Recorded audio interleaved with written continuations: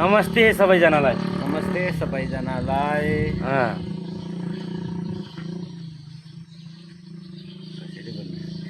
कसरी बोल्ने रे? हामी चाहिँ दुमैमा छौँ। अब दाइलाई नेपाली बोल्न पनि गाह्रो भएछ गाइज। म त्यही भएर अलिअलि उस गर्न सिकाउँछु। त्यो यहाँको भाषा बोलिरहेको भएर अलिक गाह्रो भइरहेछ। अनि हाम्रो कमल दाईको युट्युब च्यानल हामी खोलेका छौँ। सबैजनाले कमल दाईको युट्युब च्यानललाई सपोर्ट गर्नु होला, साथ दिनु होला, माया दिनु होला, हैन दाई? अनि कहाँबाट हेर्दै हुनुहुन्छ सबैजनाले सब्सक्राइब गर्नु भएको छैन भने सब्सक्राइब गर्नुहोस्। दाइले पनि यस्तै राम्रो भिडियोहरू यतातिरको हाल्नुहुन्छ। र दाई घर कहाँ अरे? तपाईँको नाम के अरे? भन्दा सुरुमै नाम कमल भनिहाले। नाम भन्नु, नाम ल भन्नु। मेरो नाम कमल थापा मगर।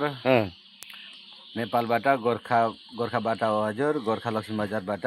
हजुर। अहिले म इन्डोनेसियातिर हो हजुर। म त इन्डोनेसियामा 23 वर्ष भइसक्यो।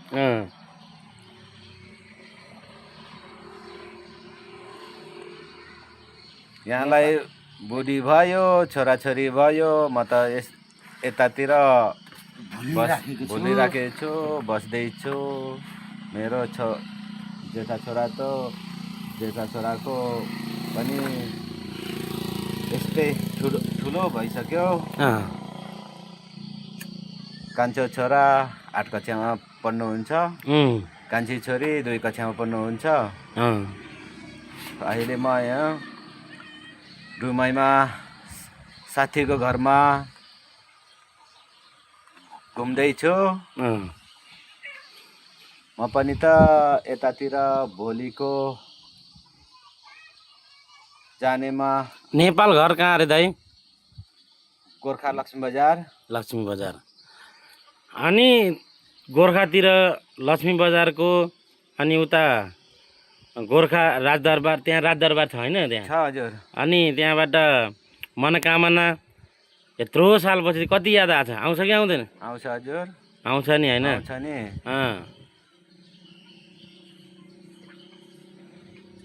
अब यता हाम्रो धादिङे तामाङ दाई हुनुहुन्छ। यता हेर्नुहोस् दाई नमस्कार। नमस्ते सबैजनालाई। हामी दुइटै दाईहरूको युट्युब च्यानल खोलिदिएको छु मैले। सबैजनाले दुइटा दाईहरूलाई सपोर्ट गर्नु, माया गरिदिनु। अनि दाईको भन्नु पहिला नाम दाईको। मेरो नाम चाहिँ थामबहादुर तामाङ हो, घर चाहिँ धादिङ। अनि अहिले चाहिँ इन्डोनेसियामा छु हामी हैन? इन्डोनेसियामा छु। विगत 16 वर्षदेखि इन्डोनेसियामा बसिरहेको छौँ हामी। र अहिले आज चाहिँ हामी यता छौँ भनौँ न, यो के अरे डुमैमा छौँ। अनि के अरे हाम्रो सुमन भाइ र बसन दाइलाई भेट्न आएको हामी हैन?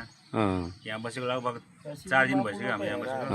4 दिन भयो। अब भोलि हामी फेरि उता फर्किँदैछौँ काम गर्ने ठाउँमा। उता काम गर्ने ठाउँमा जाने दाई। अनि नेपालीमै बोलेर भिडियो बनाएर हाल्ने यसरी नै है। यसरी नै 400 गरेर युट्युबमा हाल्ने। अब अनि काम गर्ने, भिडियो बनाउने। तपाईँले त दाइले त उसको त कोइला खानीको जस्तै के अरे त्यो बारुदहरू निकाल्ने काम गर्नुहुन्छ दाइले। तपाईँको दिनमै दाइले 300 किलो 200 किलो जति खोज्नुहुन्छ। अब 1 किलोलाई हिजै मैले भिडियो बनाएको छु। 1 किलोलाई पर्दो रहेछ नेपालको 2200 जति। यहाँको 2 लाख हैन? 2,20,000 1 किलोलाई। र दाइले आफ्नै घरमा आफ्नै मिसिनहरू छ हैन दाइ? अनि दाइ चाहिँ काम चाहिँ गर्नु हुँदैन। पहिला त तपाईँले नि गरेको होला त्यही हैन दाइ? पहिला मैले काम गरेको छु। अहिले म बोस जस्तै भयो बस्ने। काम गराउने। इन्डोनेसियाको भतुवा भन्नुहुन्छ के अरे मालिक हो उता चाहिँ। राम्रो इन्कम छ दाइको त। जग्गाहरू पनि लिनुभएको छ होला दाइ टन्नै हैन त?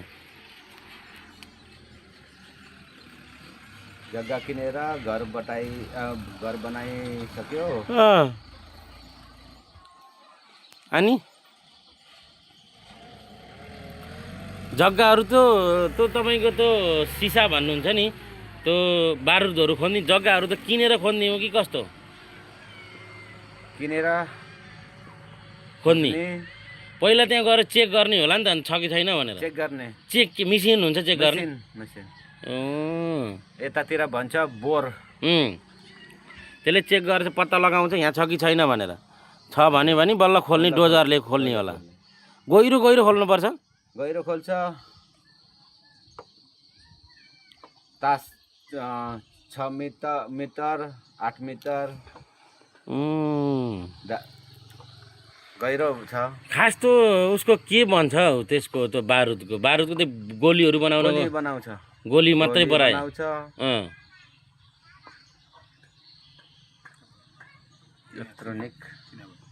इलेक्ट्रोनिक सामानहरू बनाउँछ त्यो रेडियोहरूको होइन अनि मोबाइलहरूको पनि भित्रतिर त्यो परेको हुन्छ कि त्यो सानो सानो पूर्जामा आइसियुमा होइन जाल सिसा हो जालको सिसाको गोलीहरू अनि सिसाको भाँडाहरू पनि बनाउँछ त्यसो बनाउँछ धेरै राम्रो रहेछ दाइको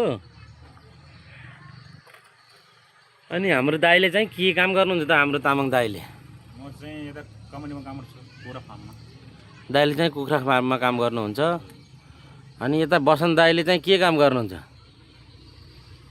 बसन्त दाइले चाहिँ के काम गर्ने र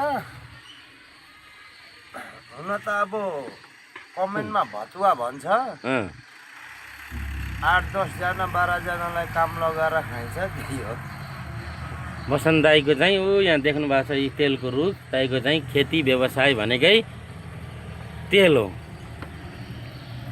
र तेलको काम गर्नुहुन्छ र दाइहरू आउनुभयो खुसी लाग्यो र दाइलाई हाम्रो कमल दाइको युट्युब च्यानललाई सबैजनाले सपोर्ट गरिदिनु होला राम्रो राम्रो भिडियोहरू बनाएर हाल्नुहुन्छ भाषा सिक्दै हुनुहुन्छ तपाईँहरूले कमेन्टमा दाइलाई भाषा सिकाउनु पर्यो है सबैजनाले दाइलाई बोल्न सिकाउनु पर्यो भाषा दाइले बुझ्न त बुझ्नुहुन्छ नि त मैले बोलिरहेको जति पनि बुझ्नु भएको बुझ्छु फर्काउन अलि अप्ठ्यारो लागेको हो पहिला तपाईँहरू मगर भाषा बोल्नुहुन्थ्यो र गाउँमा मगर भाषा बोलेको भएर हो कि बोले छैन ए बोल्दैन गाउँ भाषै थाहा छैन मगर भाषा